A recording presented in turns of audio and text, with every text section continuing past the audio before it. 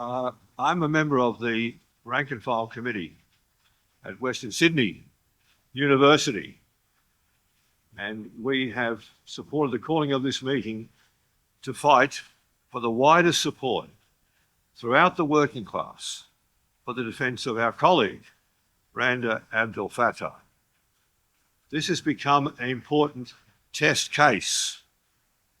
Her defence is critical for the defence of all other university staff and students and journalists who are being smeared and victimised as anti-Semites for opposing the barbaric US-led Israeli genocide and now the open ethnic cleansing in Palestine. Some of those being threatened we don't even know about, including some at Western Sydney University, because they're being gagged by confidentiality clauses in disciplinary procedures. Randa has been targeted essentially for calling for an end to what she called the death cult of Zionism and the US empire. Let me say clearly, anti-Zionism is not anti-Semitism. As Leon Trotsky warned in 1937, the Zionist quest for an exclusive Jewish state in Palestine was a bloody trap for the Jews themselves, pitting them against their Arab brothers and sisters as cannon fodder for the imperialist powers. Those words have never been more true than today. I want to read from a resolution that a member of the Committee for Public Education, the Educators Rank and File Network, successfully moved last week at a meeting in Melbourne of the Footscray High School sub-branch of the Australian Education Union. The resolution opposes the victimisation and witch hunt of anti-genocide activist Randa Abdel-Fattah. It states, the attack on Abdel-Fattah is not confined to one academic, but aimed at silencing any opposition to the US-Israeli mass killings, now to be intensified under the Trump administration's criminal plan to ethnically cleanse the entire area. The resolution concluded, we call on educators and workers at universities and schools to pass resolutions of support defending Abdel-Fattah, the right to free speech, democratic rights, including academic freedom, all of which is under sustained attack.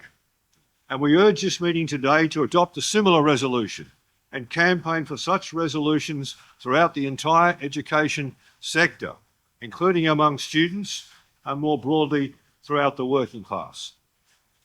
As we've reported on the World Socialist website, there is growing opposition to Abdel-Fattah's victimisation, and that of other anti-genocide activists and journalists. An online petition now signed by more than 6,200 people is demanding that Education Minister Jason Clare, quote, immediately retract his directive for an investigation into Dr. Randa Abdel-Fattah's research. An open letter on the Overland magazine site, signed by over 700 academics, including more than 50 from Macquarie University, has condemned Clare's intervention. The Jewish Council of Australia, a group of Jewish academics, lawyers, writers and teachers, has issued an open letter to Clare denouncing the, quote, anti-democratic, racist and insidious attacks against Abdel-Fattah and, quote, all other academics who speak out against Israel's atrocities. We welcome these developments. They indicate the depth of hostility to the attack on fundamental democratic rights and the underlying agenda now being spearheaded by the fascistic Trump White House and all those aligning themselves with it, including the Albanese Labor government. Such petitions, statements and open letters are important, but we must be frank. Appeals to the Labor government and authorities such as the Australian Research Council will not defeat this offensive. To defend Abdel-Fattah and defeat the wider threat to free speech and basic democratic rights requires a broader political fight throughout the universities and the working class as a whole against all those pursuing the witch hunt, and that includes the Albanese government. Clare's intervention is not a mistake or an aberration. Prime Minister Anthony Albanese and state Labor leaders have repeatedly equated anti-genocide dissent with anti-Semitism and call for the shutting down of student encampments and other anti-genocide protests. This month, the Albanese government joined hands with the Liberal National Coalition to rush supposed hate speech laws through Parliament that could be used to prosecute Abdel-Fattah and others. Over the past week, the widest sweep of this assault was laid bare by the wall-to-wall witch hunt led by Albanese in Parliament against two Bankstown Hospital nurses who got provoked by an Israeli agent. This was followed by the exposure of a similar failed provocation at the Cairo Takeaway Cafe in Newtown. These developments show it is not just academics who are threatened by this orchestrated campaign against a supposed wave of anti-Semitism. Workers are also being targeted. Now, in opposing the genocide and the witch hunt by the government and the corporate media, anger and emotion are not enough. We have to face up to the source of this offensive. For a start, the Labor government is now working closely with Trump. The Labor Party is totally committed to US militarism, including the AUKUS Pact preparations for war against China. The Albanese government has refused to so much as comment on, let alone oppose, Trump's agenda. Instead, it is vying with Peter Dutton and the coalition to prove itself to be the best partner for Trump's militarism, anti-immigrant witch hunting, corporate tax cuts, and the gutting of social spending, including on public health, education, and welfare.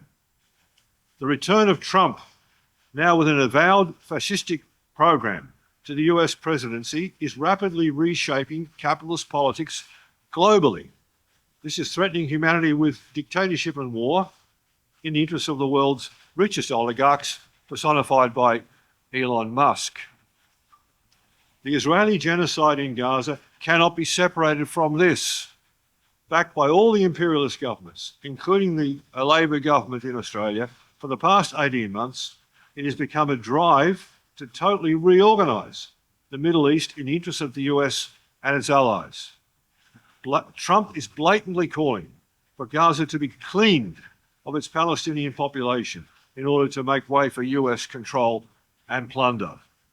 Above all, the Trump administration is preparing for a confrontation with China, including by asserting control over Ukraine, as well as Greenland, Canada, and Panama. In this, it is being assisted by the Albanese government, which is turning Australia into a base for war against China, while allocating hundreds of billions of dollars for AUKUS submarines and other weaponry directed against China. Labor is continuing to starve the universities of adequate funding, along with schools, hospitals, the NDIS, and other social programs. And that's why an historic assault is underway on free speech. This is not just directed against opposition to the intensifying US-backed Israeli atrocities in the Middle East. It also seeks to silence resistance to the program of war and austerity being implemented by every imperialist government, including the one in Australia. Like the coalition, the Labor government is also seeking to turn international students and immigrants into scapegoats for the worsening housing and cost of living crisis affecting millions of working class households. It is slashing international student enrolments by decree, directly triggering the current elimination of more than 2,000 jobs in the universities. As with Trump's mobilisation of the military to deport millions of immigrants, this offensive against international students seeks to divide the working class and divert mounting social and political discontent in poisonous nationalist directions.